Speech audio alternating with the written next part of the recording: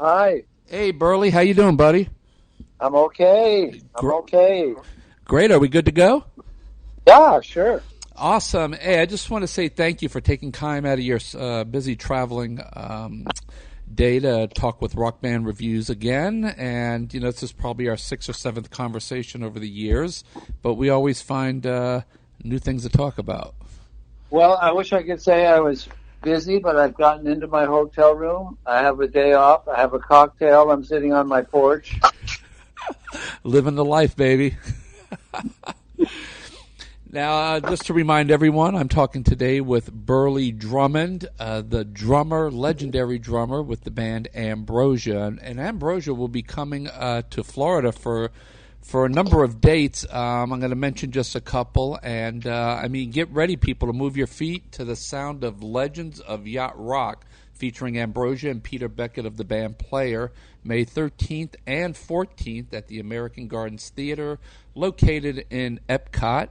And all shows are included free with your Epcot admission.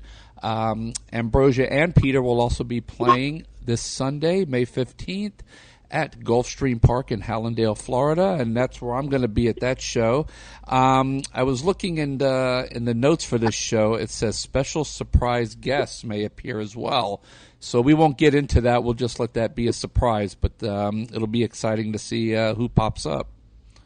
It's going to be a surprise for me, too. Oh, great. Yeah. Oh, man. So you guys are playing Orlando tomorrow, and I see in the details package they have on Epcot, it says performances are at 5:30, 6:45, and 8 p.m. So do you guys actually do those 3 30-minute sets? Yeah, I think actually they're extended now to 35 minutes. But it's nice. I mean, it's a different approach than we're used to. We're used to either one long set or two, medium sets, but it all works. I mean, you can tell. I guess you tailor the show to the venue, and I think in Disneyland it's probably harder to keep Disney World harder to keep people sitting for 90 minutes, That's true, and there's so many people, you can't possibly fit all those people in one show. So to break it up into threes, I think that gives everyone an opportunity. Right, exactly. So, yeah, so it's all good. It's all good. Do you find it more difficult to break a show up into threes like that? Because you're already warmed up and you're playing. You finally got the groove going, and now you got to stop, cool down, and then come back again. It's okay. At this point in your career, it's it's just a joy to play. So it doesn't matter. It doesn't matter. It's like playing, I guess clubs or anything, when we were coming up, you would play 4 or 5 sets a night, with breaks. So it's just a gentler version of that, And I guess as we get older, those little breaks help out as well. I like it, actually, myself, yeah. Awesome. So yeah. I think last time we talked was just right after things started lifting up, after lockdown and the pandemic, and you guys started hitting the road. During the pandemic, did you do any songwriting? Yes. The pandemic actually worked out, well for me. Other than, we canceled about 85 Ambrosia shows, but other than that, my family was all at home with me. My son, my daughter-in-law, my 2 grandchildren, and my daughter, who had to come home from Thailand. She was in the Peace Corps. But they're all great musicians on their own. So we formed this family band, and that was the most fun part of the pandemic, because we did these live streams, and now the family band is playing live. We have a CD coming soon, and I don't know what you call it anymore. A collection of songs, an album, I guess. Mm-hmm. But yeah, so for me, a lot of great things happened because of the pandemic. That would not probably have happened had we not been, sequestered in our home. Yeah, and I think for a lot of you guys that are in touring bands that, may be out on the road 8 months out of the year, it was kind of a break to just go home and gather all your marbles and get together with your family. Yeah, very true. And one good thing I realized is that because I guess before as toward the end of the time before pandemic hit, I think we were all kind of getting burned out, from constantly going out on the road, and this made me realize, once we had that time off, that how much we really do enjoy going out and playing, and so it kind of refreshed us, revived us, and and re-inspired us to go out and play again. So yeah, Yes, sometimes we take those little things for granted. yeah, exactly. Now, you're a drummer, but you also do a lot of vocals in your shows. What do you do, if anything, to maintain vocals while you're on tour? Well, I have my wife on tour with me, and she's a vocal teacher. So I can't go very long without at least warming up with her, or I get the look. So I have to credit her. I have to credit her with keeping the whole band kind of in shape, because she really is kind of the vocal. What do you call it? The vocal enforcer. She's the enforcer. Yeah. Now, did you think that I mean, we're going on 52 years now with Ambrosia? Yeah. Yeah, we are. Did you think it would last this long when you got started? No, I had no premonition of that. I thought we took a break around 1982, 83, and I seriously thought that was it. I didn't think we were going to get back together.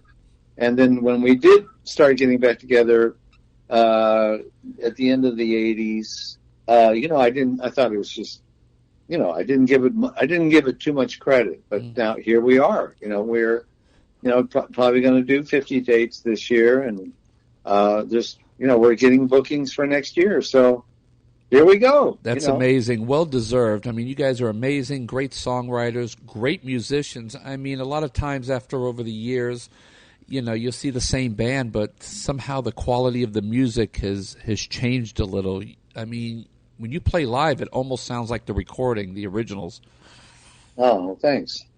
Now, for those of those that don't live in your world, can you describe a typical day in the life of a touring musician, from like when you get up in the morning to getting ready for the show to when you leave the stage?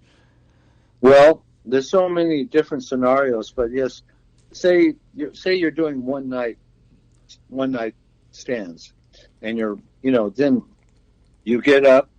You have to get up early enough to get something to eat, or else you're at the mercy of the airport food, and then hopefully you don't have to fly too far, so you'll get in and you'll probably go straight to sound check at a venue. Do your sound check. If you're lucky, after sound check, you'll have time to go check into your hotel. If not, you just stay there and have your dinner, and then you do the show, and then you go to wherever you're staying, and hopefully you're checked in. If you're not, so you're typically going to bed, if you're lucky, between 1 and 2, and you're getting up, if you're lucky, between 7 and 8. But that could vary quite a bit. So you do a week of that, and you're pretty beat up. It's certainly not as easy as you guys make it out to be. I think the general populace is like, well, they just show up, play 2 hours, party a little bit, go to sleep probably till 3 or 4 in the afternoon, and then hit the stage again. Well, there's so much in between. Yeah, I mean that is true where we are right now at Disney in Epcot Center up in Orlando. I mean, because we will have 2 days exactly like that.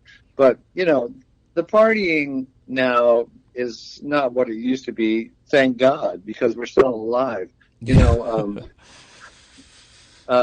I mean, of course, you meet people and you talk to people, but the all night, you know, you know what I mean, does not happen as. And thankfully for me, my wife tours with me, so you know it's much more meaningful for me. So tell me what's going on with Tin Drum these days. Well, Tin Drum has had a little rebirth. Mm-hmm. We're playing some shows out in California now, and actually, where there's a show, we are going to like basically take Ambrosia's place and backing up a lot of these artists who are doing. There's a show I think August 6th in Atlantic City. You know, Peter Beckett, Elliot Lurie, John Ford Coley, Bill Champlin, and Tin Drum would be the band. And so excited about things like that. So there's all of a sudden there's this like renewed interest in Tin Drum. So we're excited about that. That's excellent. You know what, Burleigh? I want to thank you so much for your time and consideration again. Enjoy that cocktail out on your balcony there and soak up the sun. And let me remind people that Ambrosia, along with Peter Beckett of the band Player, will be doing the Legends of Yacht Rock at Epcot May 13th and May 14th at the American Gardens Theater, which is located in the American Adventure Pavilion. And all shows are included free with Epcot admission. And also come check them out at Gulfstream Park in Hallandale, Florida on Sunday the 15th. Burleigh, we look forward to seeing you guys. I just talked to Peter the other day, and just so great to have you guys back out on the road. Bill, look forward to seeing you, and thank you again for having me. You're welcome, buddy. I'll see you Sunday. Okay, man. Bye-bye. Bye.